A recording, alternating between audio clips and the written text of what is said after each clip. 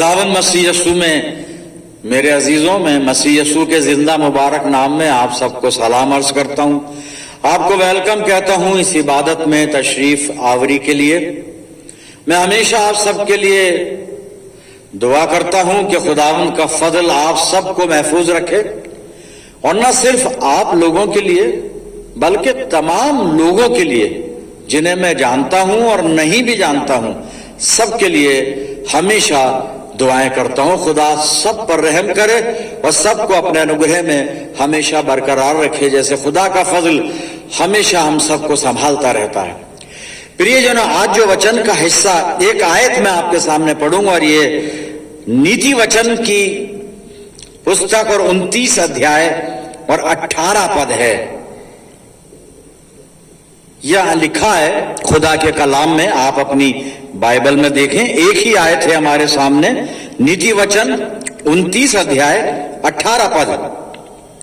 जहां रोया नहीं, यानी जहां दर्शन नहीं, जहां रोया नहीं वहां लोग बेकैद हो जाते हैं, लेकिन शरीयत पर अमल करने वाला मुबारक है। जहां रोया नहीं वहां लोग बेकैद हो जाते हैं। हिंदी में है, जहां दर्शन की बात नहीं होती वहां लोग निरंकुश हो जाते हैं। इस आयत पर हम मनन करेंगे, लेकिन आइए अपने आप को तैयार करें और प्रार्थना करें। खुदावंद मसीह यस्सू में प्यारे आसमानी बाप, बड़े आदर के साथ, बड़ी दीनता नम्रता की आत्मा में होकर हम सब तेरे बच्चे तेरे पाक कदमों पर सर निगू हैं, इस ईमान के साथ कि हमारा जिंदा सच्चा खुदा हमारे बीच में मौजूद है। प्यारे पिता, ये वक्त है तेरे जिंदा मुबारक कलाम पर मनन करने का। हम में से हर एक को पाक रूह का मसा अता फरमा कि खुदावन हम तेरे कलाम को और तेरे कलाम की गहराई को और उसके सही अर्थों को समझ पाएं।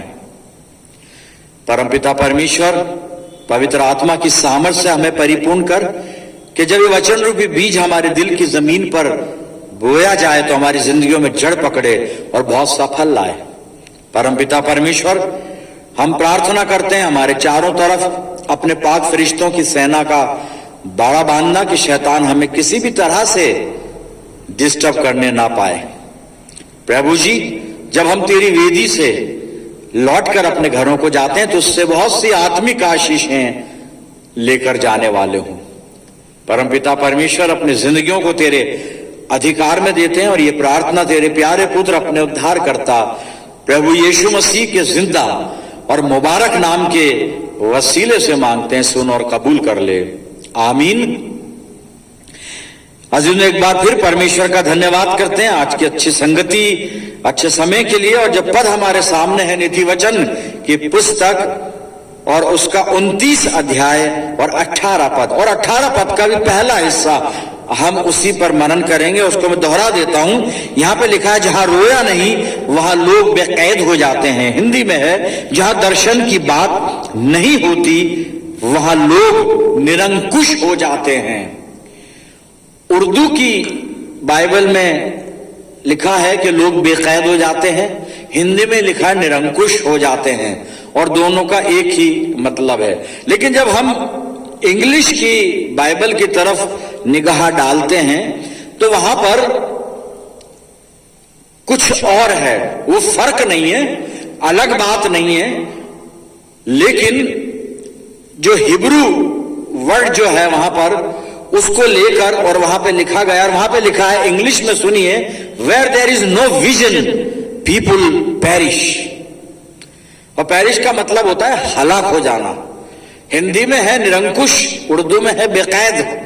लेकिन जब हम, और ये इंग्लिश की हर एक बाइबल में नहीं लेकिन किसी किसी में है, और वो इसीलिए है कि जो ओरिजिनल लैंग्वेज जो बाइबल की इमसाल यानी नीति वचन जो है, और हिब्रू लैंग्वेज और हिब्रू में जो वहां पे लफ्ज आया है उसका मतलब पेरिश से भी मिलता है। निरंकुश तो है ही, लेकिन पेरिश से भी।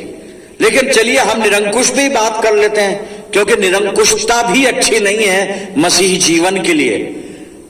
और जो भी जिंदगी निरंकुश हो जाए उसका हलाक होना तो तय है, ये तो सच बात है बिल्कुल।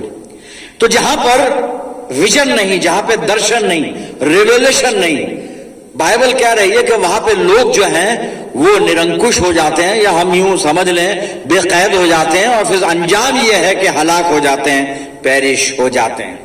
अजीजों, ये पद जो हमारे सामने है, और पद का पहला हिस्सा कि जहां दर्शन की बात नहीं होती वहां लोग निरंकुश हो जाते हैं, ये सुलेमान ने लिखा है।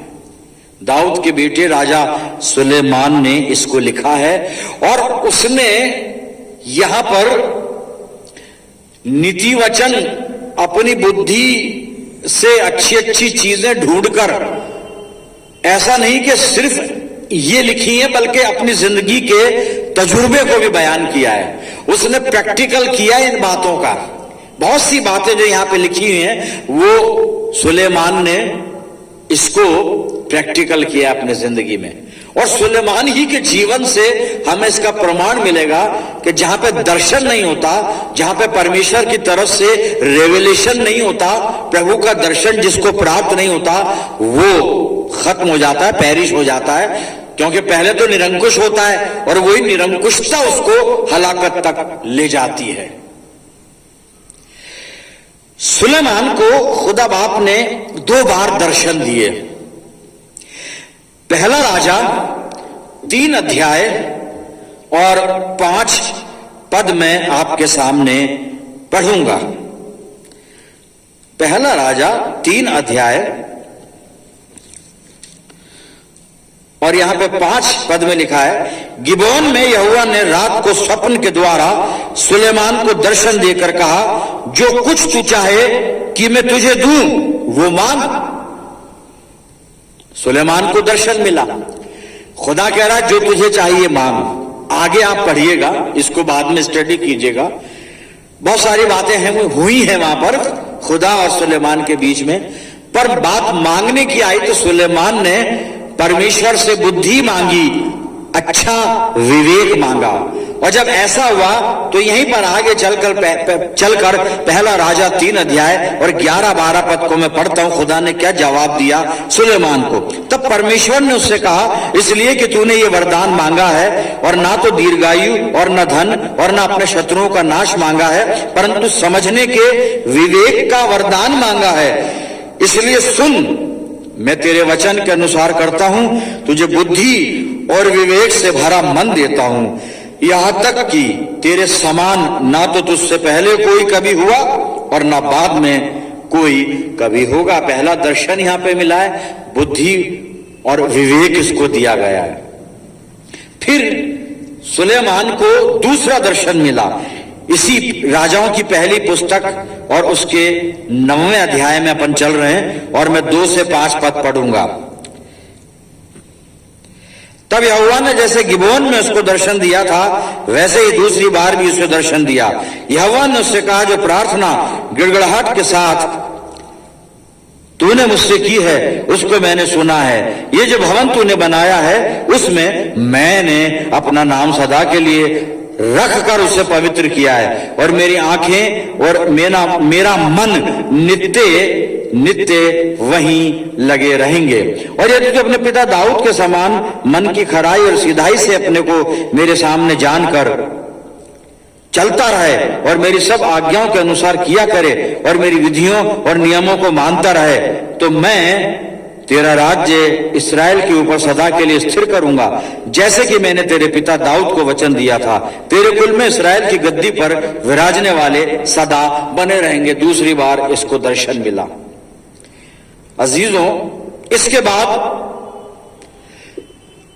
इसे अक्ल दी, खुदा ने विवेक दिया, इसकी दुआओं को कबूल फरमाया, जो इसने मांगा इसको मिल गया, इसकी बादशाहत कायम हो गई, सरफराजी इसको मिली, यानी तरक्की मिली, समृद्धता इसको मिली। उसके बाद फिर बाइबल में इसके जीवन से संबंधित यह जिक्र नहीं आया कि इसको तीसरी बार परमेश्वर ने दर्शन दिया हो। 2 बार ही दर्शन मिला इसको। मतलब ये हुआ कि ये सांसारिक बातों में इतना व्यस्त हो गया प्रियजनों, ये संसार के विलासों में इतना चला गया गहराई के साथ कि इसको परमेश्वर के दर्शन मिलना बंद हो गए। और जैसे ही परमेश्वर के दर्शन या खुदा का रेवलेशन इसके ऊपर बंद हुआ, निरंकुशता आ गई इसके जीवन में, और ऐसी निरंकुशता आई कि उस निरंकुशता ने इसको हलाकत तक, नाश तक पहुंचा दिया। जो हम अभी इंग्लिश वर्जन की बात कर रहे थे ना कि where there is no vision people perish, वो पेरिशनेस इसके जीवन में आई। कहां से आई? निरंकुश हो गया। निरंकुश क्यों हुआ? परमेश्वर का दर्शन मिलना इसको बंद हो गया मेरे से।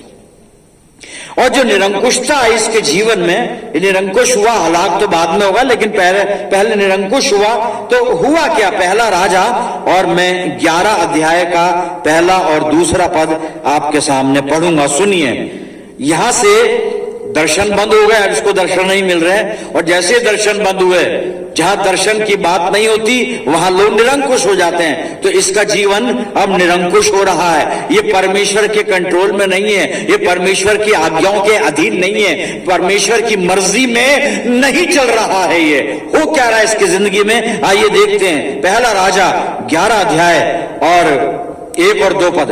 परंतु राजा सुलेमान फिरौन की बेटी और बहुत सी विजातीय स्त्रियों से, जो मोआबी, अम्मोनी, एदोमी, सिदोनी और हित्ती थी, प्रीति करने लगा। वो उन जातियों की थी जिनके विषय में यहोवा ने इस्राएलियों से कहा था, तुम उनके मध्य में ना जाना और ना वो तुम्हारे मध्य में आने पाए।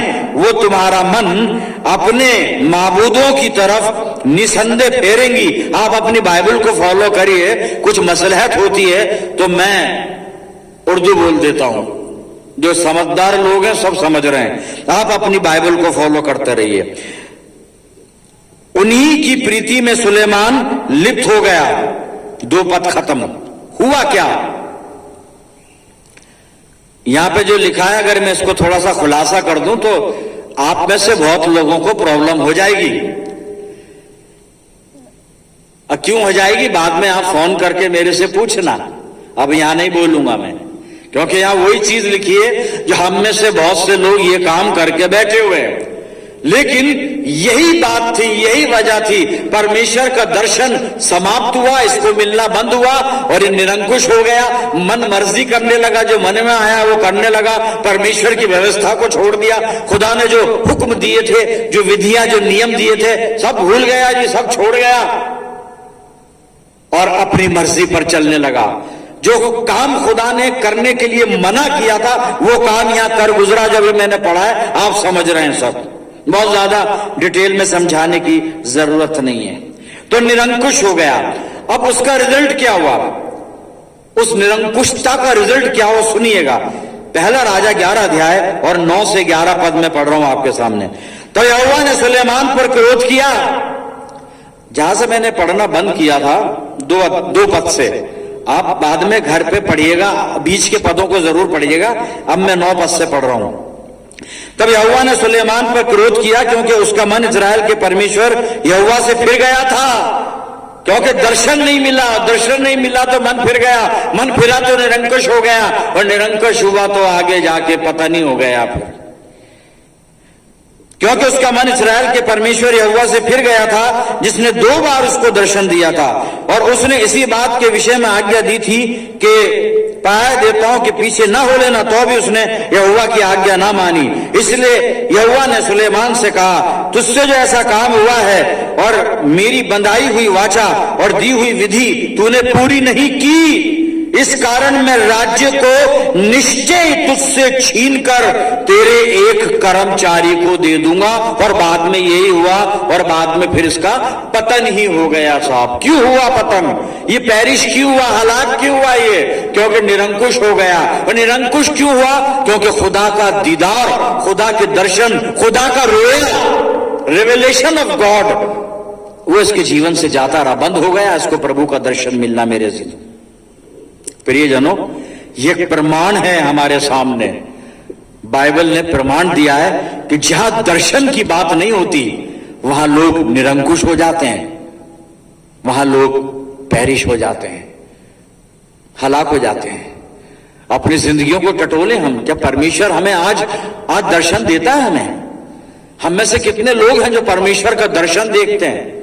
हम में से कितने लोग हैं जिनको खुदा की तरफ से रेवलेशन मिलता है, मिल रहा है?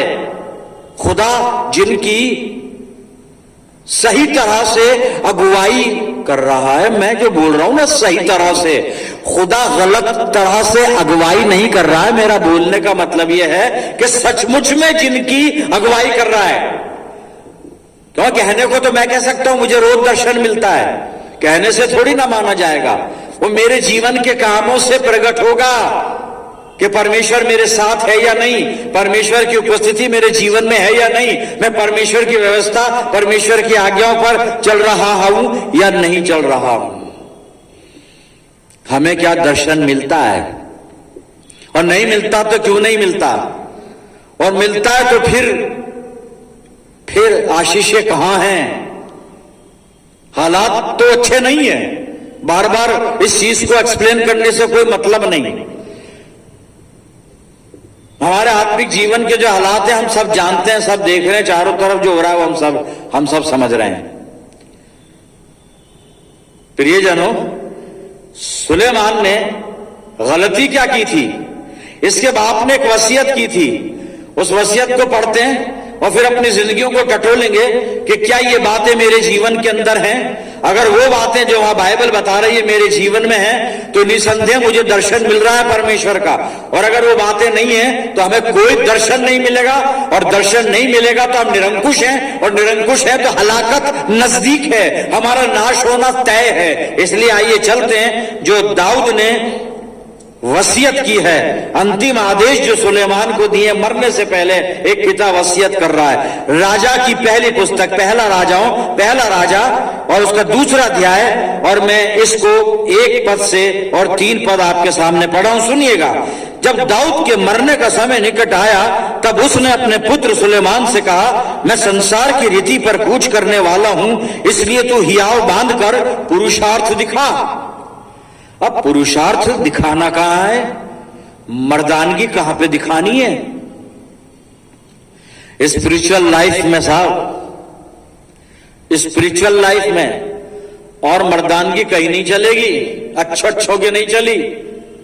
लेकिन जो हमारा युद्ध शैतानी शक्तियों से है वो स्पिरिचुअल वॉर है, और उसके लिए स्पिरिचुअल प्रिपरेशन, आत्मिक तैयारी वो जरूरी है। और यहां पर पुरुषार्थ आत्मिक बात है कि आत्मिक पुरुषार्थ दिखा। जी हां, आगे चलते हैं, 3रा पद, और जो कुछ तेरे परमेश्वर यहोवा ने तुझे सौंपा है उसकी रक्षा करके उसके मार्गों पर चला करना, और जैसा मूसा की व्यवस्था में लिखा है वैसा ही उसकी विधियों और आज्ञाओं और नियमों और चितौनियों का पालन करते रहना, जिससे जो कुछ तू करे और जहां कहीं तू जाए उसमें तू सफल हो जाए, उसमें तू सफल होए। यह है साहब सफल जीवन का राज, यह है।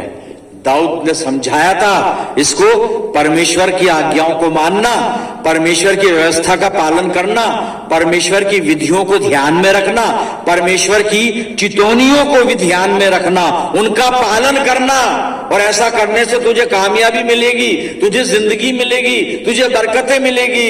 प्रियजनों, जब हम परमेश्वर के हुक्मों से फिर जाते हैं, हम व्यवस्था से फिर जाते हैं, परमेश्वर के वचन से फिर जाते हैं, जब हम जीवन के अंदर पाप करने लगते हैं, प्रभु की आज्ञाओं को ठुकरा देते हैं, उसकी विधियों को, चितौनियों को हल्का जानते हैं, और उन विधियों को, उन चितौनियों को छोड़कर संसार की विधियों का पालन करते हैं, तब हम निरंकुश हो जाते हैं। और एंड अंजाम हश्र हलाकत। जहां दर्शन की बात नहीं होती वहां लोग निरंकुश हो जाते हैं, और निरंकुशता नाश तक पहुंचा देती है। हम कहां पर हैं?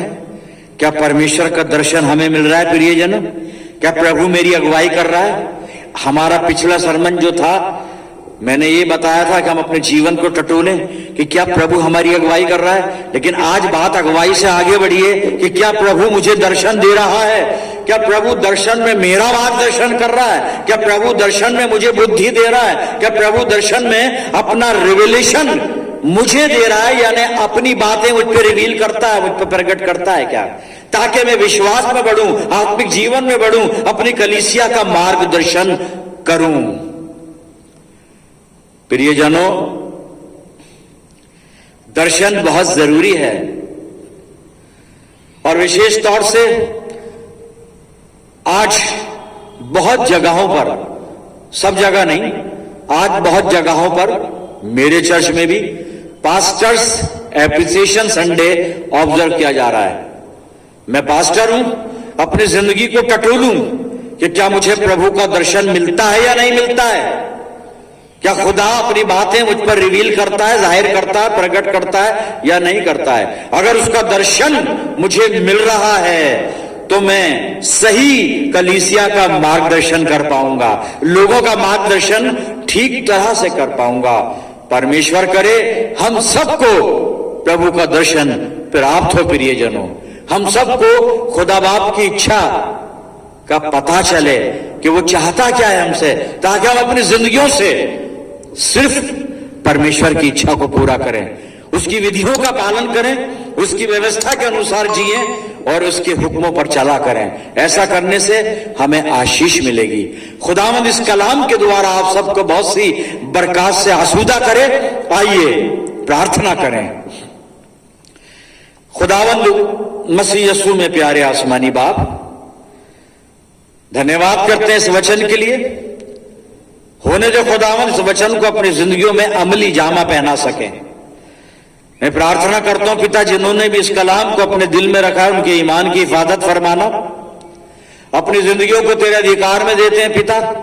होने देना कि हम तेरी संगति में, तेरे प्रेम में, तेरे अनुग्रह में पाए जाएं, ताकि समय समय पर तेरा दर्शन हमें प्राप्त हो पिता, और हम तेरे दर्शन में होकर खुद भी अच्छी तरह चलें और बहुत लोगों को सही मार्गदर्शन दे पाएं।